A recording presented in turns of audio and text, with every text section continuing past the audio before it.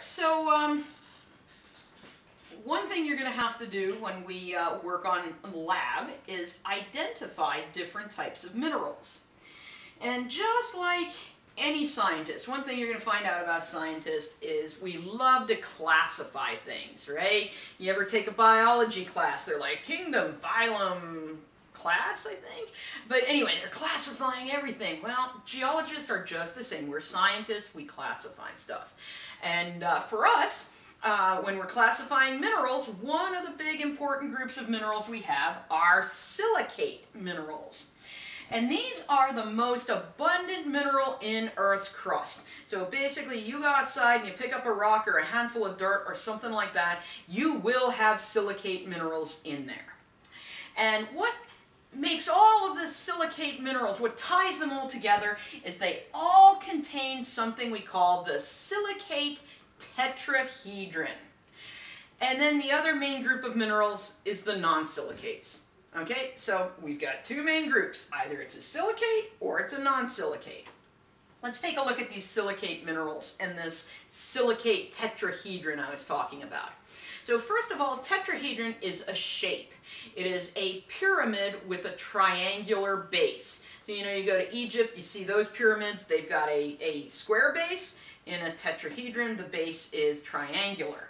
And what defines this is the atoms that are in there.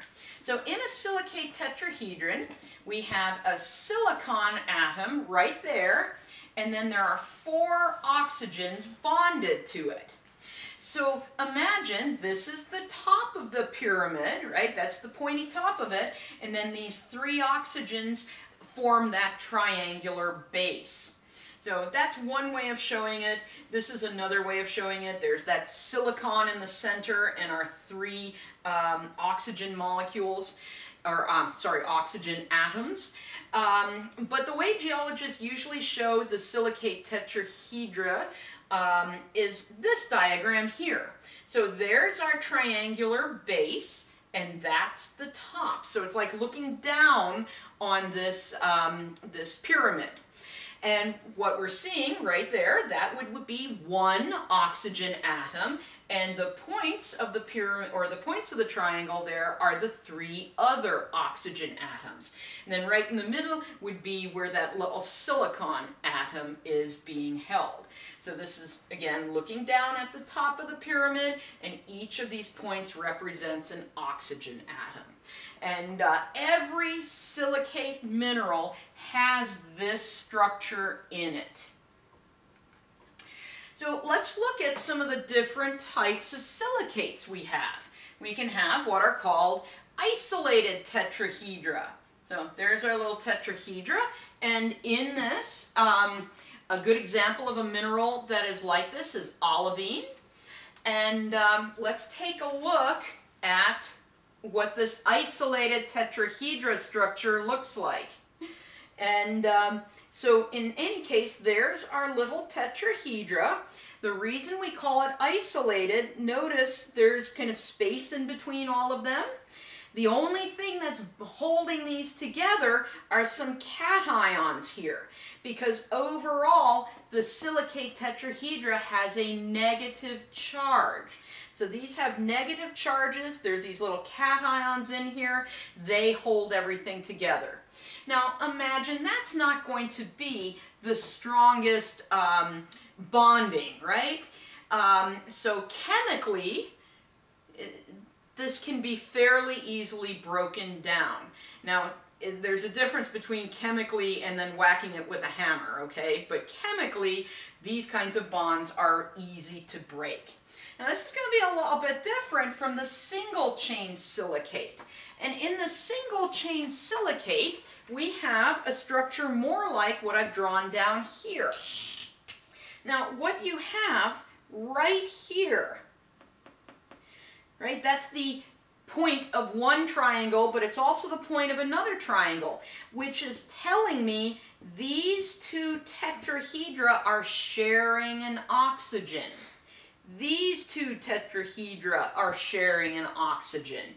And so now we're sharing oxygen atoms, which means this is actually chemically going to be a stronger structure than this one here.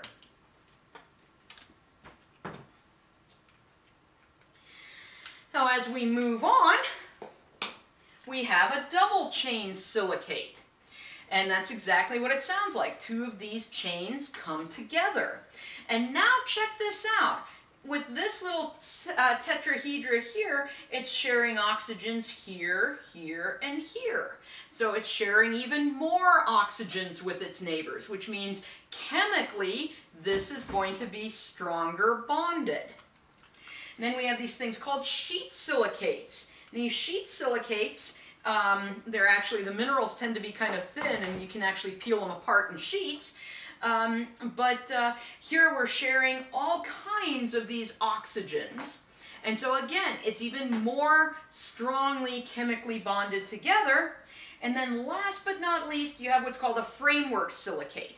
In a framework silicate, the tetrahedra are sharing oxygen atoms with its neighbors in this very strong three-dimensional structure. So these chemically are very strongly bonded together.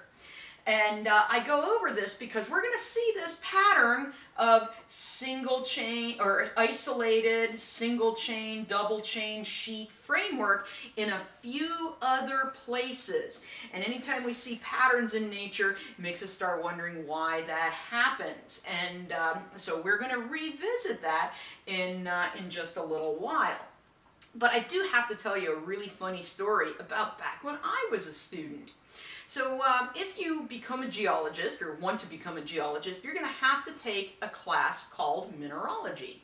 So in this class you get one lecture in mineralogy. Well, now imagine an entire semester of studying minerals. And it's a fun class and it's absolutely fascinating. So I'm in this class way back in like the 1990s when tribal tattoos were like the thing to get. And I lived in this little desert town. There's no place to get a tattoo in this tiny little desert town in the middle of nowhere. I got really, really drunk one night, and I was absolutely convinced I wanted to get a tattoo, and I was convinced that I wanted like a tribal style single chain silicate around my arm. I was like, that would look so cool.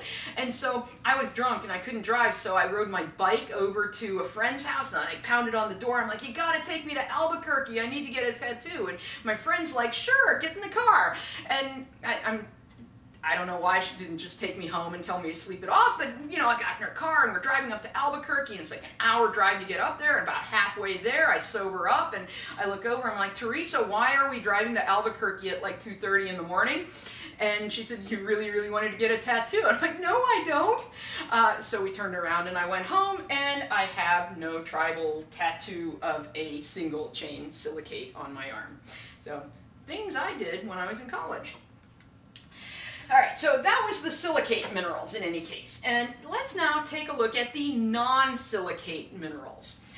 There are a number of them, and one group of them are the carbonates. They're always going to have the carbonate ion in them, that's CO3. And a good example is the mineral calcite, which is calcium carbonate. We use calcite in making things like concrete and cement. We also have a group of minerals called the halides. Halides have chlorine, fluorine, or bromine in them. They don't have all three of those, they have one of those in them. And a good example is halite, that's sodium chloride. It's rock salt, it's the stuff you put on your food. We also have the oxides, which are always going to have some oxygen in them. And a good example is hematite, which is iron oxide. Iron oxide goes into making steel. So anything that's made out of steel, including like parts of your car or parts of buildings and things, well, that started life as a mineral like hematite. We also have the sulfide minerals, which hold some sulfur in them. A good example is galena, which is lead sulfide. This is used in making batteries and bullets. We have the sulfates, which have the sulfate ion, which is SO4. And a good example is gypsum, which is calcium sulfate. We use gypsum to make plaster or drywall. And then there's the native elements. And native simply means pure. So if we have like native gold, that just means pure gold, or native silver is pure silver. And of course, most people know that we use native gold in making jewelry, but it's also used in a lot of electronics. So even though these non-silicates are not as abundant as your silicate minerals, they are important to us because many of these non-silicates go into making everyday items that we use. All right, so let's finish off by looking at how we're going to identify minerals. Now I'm going to go over this, some of the characteristics we use to identify minerals today, and I will also post a short video showing you how we do some of these tests and how we use these to identify minerals. And so that'll, I'll also post that with this. So first of all, color. Generally, when people look at a bunch of different minerals, they see all these different colors and think, color's a great way to identify minerals. And actually, it's not. For two basic reasons. Every one of these is quartz. So it's the same mineral, but tiny impurities can change the color from being colorless to purple to black to yellow or orange. I've also seen kind of greenish colored and bluish colored ones. So some minerals have many, many different colors. And then there's also minerals like these. These are both colorless. These are both colorless minerals, but they are two different minerals. And so if you were trying to identify these based on color and you're like, hey, they're both colorless, they got to be the same, you would be wrong. So color is not a good way to identify minerals. A better way to identify minerals is to look at its streak. Streak is the color of the mineral when it is a powder. Well, how do we turn a mineral into a powder? We have a ceramic plate called a streak plate, and you rub the mineral against it. And you can see we have 4 black minerals there, but one has a green streak, one has a red streak, one is white, and one is black. Now, unfortunately, many minerals have white streaks. So usually if you get a white streak, it's like, that doesn't mean that much. But if you get one of these colorful streaks, that could really help you narrow down what mineral you have. Now, another thing we look at is the luster of the mineral. It's how it reflects light. And there are many, many different terms for luster. The two most important descriptions are whether it is metallic or non-metallic. Metallic means it looks like a metal. So it has to look like silver or gold or bronze or copper. Sparkly does not mean metallic. Think about it. A piece of glass, if it catches the light just right, can sparkle, but it doesn't look like a metal. It doesn't look like bronze or gold or silver or something. So make sure you understand the difference between metallic and non-metallic. That's the important ones. And we also look at hardness. Hardness is a mineral's resistance to scratching. And we categorize mineral hardness using what's called Mohs hardness scale. This was developed by Friedrich Mohs, who was a European mineralogist back in the 1800s. And so what he has is like talc is the softest mineral, and then there's gypsum, and all the way to diamond, which is the hardest. So in an ideal world, you'd be like, I have an unknown mineral, you would see if talc could scratch it. And if it can't, you might check if calcite can scratch it. If it can't, then you might check if fluorite can scratch it, and so on. And then finally you'd reach one where it's like, oh, quartz can scratch it, that means it has to be something softer than quartz. In real life, we don't wander around with like pockets full of minerals, but we always do have our fingernails and a piece of glass. Your fingernail has a hardness of 2.5. Glass has a hardness of 5.5. So if I have an unknown mineral, I can always take it and I can try to scratch it with my fingernail. If it doesn't scratch, I know that it is harder than 2.5. I can then take that mineral and try to scratch a piece of glass. If it doesn't scratch the piece of glass, I know it is softer than the glass. So I've narrowed it down to having a hardness of 3, 4, or 5. If that mineral can scratch the glass, I know it has to be harder than that, so it has a hardness of 6 to 10. If my fingernail can scratch the mineral, I know it must have a hardness of 1 or 2. So just by having a piece of glass and a fingernail, you can easily figure out what the hardness or the range of hardness is on a mineral. Now, minerals also have different shapes. This is called crystal form. When all those little atoms are lining up and forming the mineral, right, they form in a regular repeating pattern, and so you might get a nice shape to that mineral. You might get a cube or an octahedron or a hexagonal prism.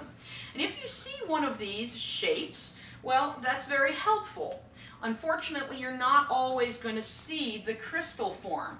Sometimes the mineral is broken, so you can't see the crystal form. Sometimes it grew in a confined area, so it didn't really get to grow to express its full shape.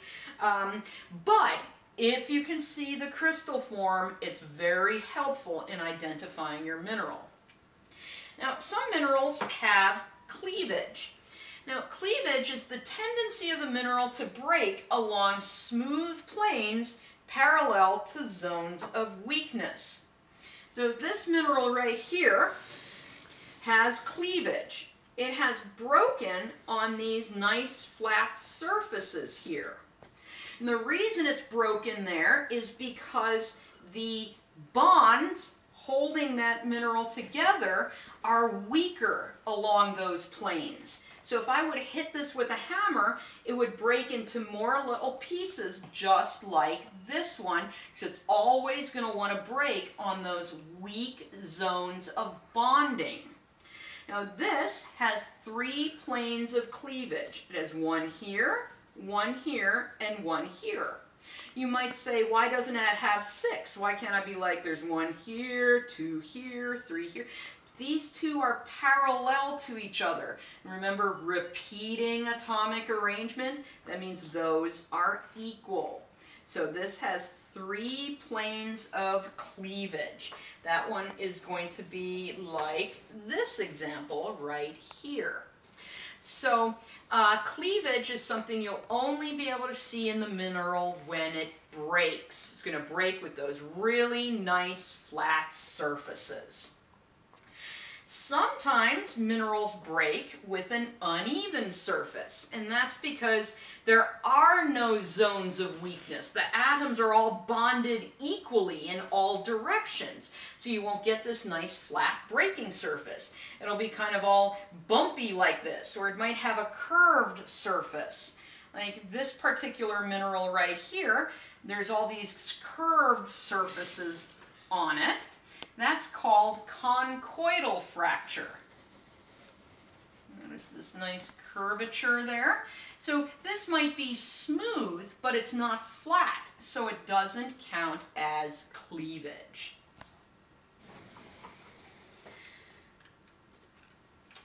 All right, specific gravity is something else we can use to help identify minerals. And you can see technically it's the ratio of the mineral weight to the same volume of water. Basically it's density. You're going to pick up some minerals and they're going to feel heavier than others.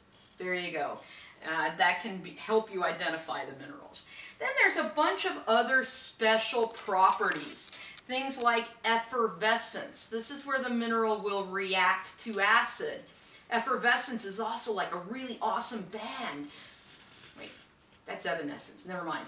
Effervescence. I told you I'm going to post another video on mineral identification. I will show you what effervescence is in that video.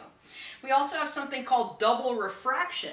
That's where light passes through the mineral and what was a single image gets split into 2 light rays, so you see a double image. Taste. Some minerals taste special, like halite tastes salty, sylvite tastes bitter. Sometimes some people think that galena tastes sweet. Please don't lick galena, it's lead. Some minerals smell, especially sulfur-bearing minerals will have that sulfurous smell to them. Some minerals are magnetic, and many other things. And like I said, in the next video, I will show off some of these different properties. I'll talk about that in the next video too. So that brings me to the random picture of the day. And this is up in far northern Norway, a place called Repveg. And it's a nice little fishing village. If you ever get a chance to go fishing, highly recommend this area. It's close to the northernmost point in Europe, and this is at about 12:30 at night. That's the middle of the night. It's so far north that in summertime the sun never sets. You can watch the sun come down, down, down towards the horizon, and it'll go back up. And so that's about as dark as it ever gets up there in summertime. Now what this means is that in wintertime, the sun never rises and it's dark all the time.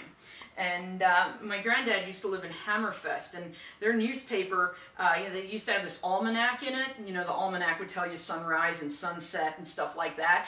And in the almanac, during what's called the Mørketiden, the dark times in winter, the almanac said sunrise, never, which sounded very ominous. It's like, not never, it's just a couple months away. But anyway, Repveg in the summer. Visit it if you ever get the chance.